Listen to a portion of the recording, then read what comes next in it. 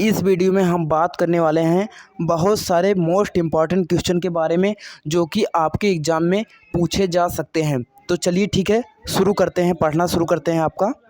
तो आपका 1610 ईस्वी में बृहस्पति जुपिटर के उपग्रहों की खोज किस वैज्ञानिक ने की थी? तो आपका गैलीलियो हो जाएगा। थोड़ा नीचे जाना पड़ेगा भाई। चलिए ठीक है, नीचे चले गए हम। वैसे तो आपको ऊपर जाना चाहिए, नीचे जाने से कोई मतलब निकलेगा नहीं, फिर भी हो जाता है। चलिए ठीक है। जीवन युक्त होने के कारण पृथ्वी को किस अन्य ग्रह के नाम से जाना जाता है? तो आपका ग्रीन प्लैनेट के नाम से, प्लैनेट ग्रह, हरित ग्रह के नाम से जाना जाता है। बृहस्पति का वलय जो रिंग होता है किस पदार्थ से निर्मित होता है? तो आपका सिलिकेट का हो जाएगा।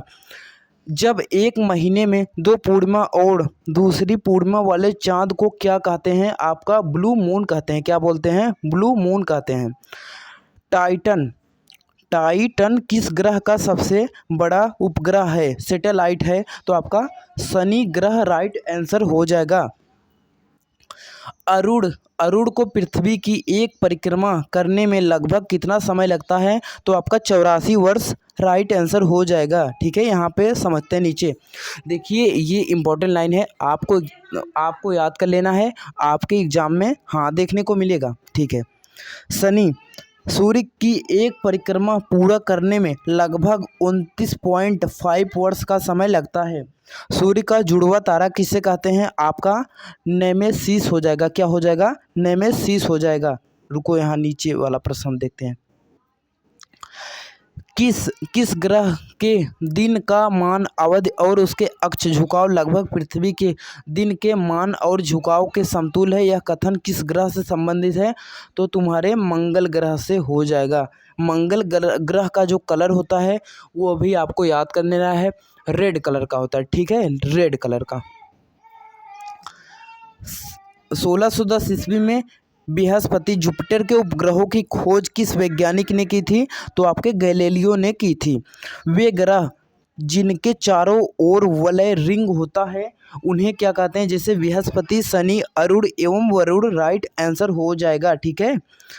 सबसे बड़ा और चमकीला क्षुद्र ग्रह कौन सा है? मतलब छोटा ग्रह कौन सा है? बड़ा है, सॉरी, सेरेस हो जाएगा। क्या हो जाएगा? सेरेस हो जाएगा। और सौर परिवार का दूसरा सबसे बड़ा उपग्रह कौन सा है? आपका टाइटन राइट आंसर हो जाएगा। ये धाकड़ लाइनों में से एक है, आपको याद कर लेना है। देखिए, धाकड़ लाइन को समझना शुरू करते हैं। पूर्ण सूर्य ग्रहण केवल सीमित भू क्षेत्र में ही दिखाई पड़ता है, क्योंकि पृथ्वी के अनुप्रस्थ परिच्छेद की तुलना में पृथ्वी पर पड़ने वाला चंद्रमा की छाया का आकार क्या होता है? हाँ, छोटा होता है, छोटा होता है। तुम लोग लेकिन बहुत बड़े वाले हो, पढ़ने वाले कह रहा हूँ मैं। सूर्य के प्रकाश मंडल का तापमान कितना है? लगभग कितना है? 60,000 सेल्सियस हो जाएगा। ठीक है। चंद्र ग्रहण कब होता है? केवल पूर्णिमा को जो होता है चंद्र ग्रहण होता है। शांति का सागर किस उपग्रह पर स्थित है? तो आपका चंद्रमा पर है। फोबोस एवं डिमोस किसके उपग्रह हैं? आपका मंगल हो जाएगा। मंगल पर जीवन की उपस्थिति के लिए बर्फ छत्रकों और हिम शीतल है। हाँ ठीक है। जल की उपस्थिति सबसे अनुकूल है। क्या है? सबसे अनुकूल। अब मोस्ट इम्पॉर्टेंट लाइनों में से एक है, आपको अपने दिल और जहान में घुसा लेना है जो लाइन मैं बोलने वाला हूँ। चलिए सुनिए। वर्ष 1984 में बीबी गार्डिनर, जोसेफ फारमेन तथा जे संकलिन द्वारा ओजोन होल की खोज की गई। भाई साहब एकदम, हाँ एग्जाम में पूछा जाएगा। चलिए ठीक है, यहाँ समझना शुरू करते हैं। चंद्रमा के धरातल पर 2 व्यक्ति एवं दूसरे की मतलब दो व्यक्ति एक दूसरे की बात क्यों नहीं सुन सकते? चंद्रमा वायुमंडल के अभाव के कारण। चंद्रमा पर वायुमंडल नहीं है, इसलिए अगर चंद्रमा में जाकर आप लोग किसी से बात करने की कोशिश करेंगे, हाँ, तो नहीं कर पाएंगे। सिंपल है, आप बात नहीं कर सकते हैं। चलिए ठीक है। अब अर्धचंद्र होता है। जब अर्धचंद्र होता है तो सूर्य पृथ्वी तथा चंद्रमा के मध्य का कोण कितना होता है आपका? 90 डिग्री हो जाएगा।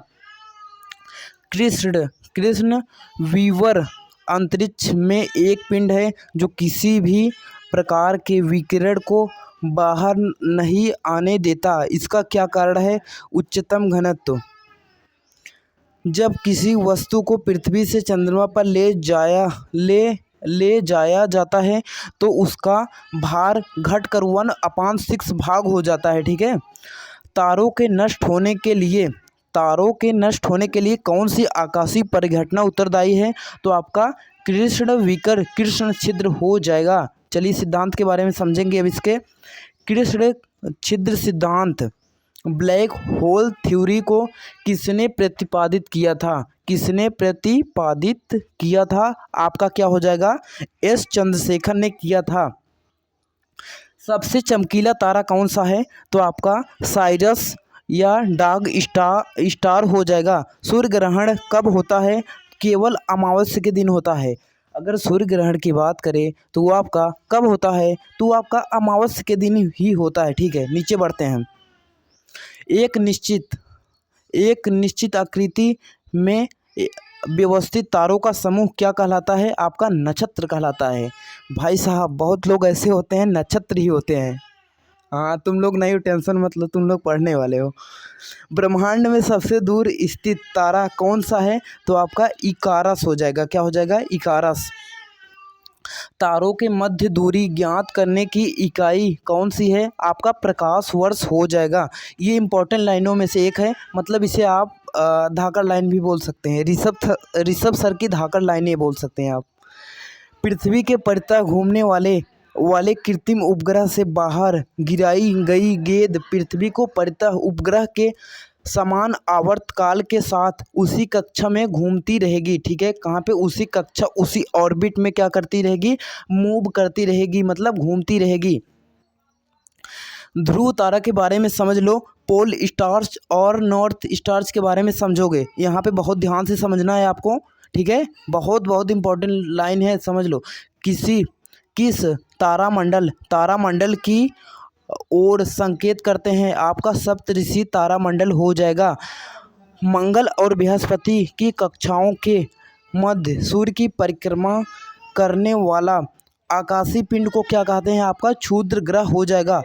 उल्टा को क्या कहते हैं? टूटता हुआ तारा कहते हैं। बहुत सारे लोगों ने टूटते हुए तारे देखकर अपनी विषय मांग लेते हैं ना, क्योंकि टूटता हुआ तारा भी समझ जाता है कि मैं तो अब टूट गया हूँ, इसलिए मैं दूसरों की इच्छा को पूरी कर दूंगा भाई। उपग्रहों की संख्या। पृथ्वी, असल में जो टूटा हुआ तारा होता है उससे अपने टूटने का एहसास हो जाता है। ठीक है। पृथ्वी उपग्रहों की संख्या 1, मंगल पे 2, बृहस्पति 95 और शनि 146 और अरुण 27, वरुण 14। कितना हो जाएगा? 14 हो जाएगा। वर्ष 1984 में बी गार्डियन जोसेफ फॉरमैन तथा जे संकलिन द्वारा ओजोन छिद्र ओजोन होल की खोज की गई। चलिए नेक्स्ट पार्ट में आपसे मिलते हैं, फिर बातें करेंगे।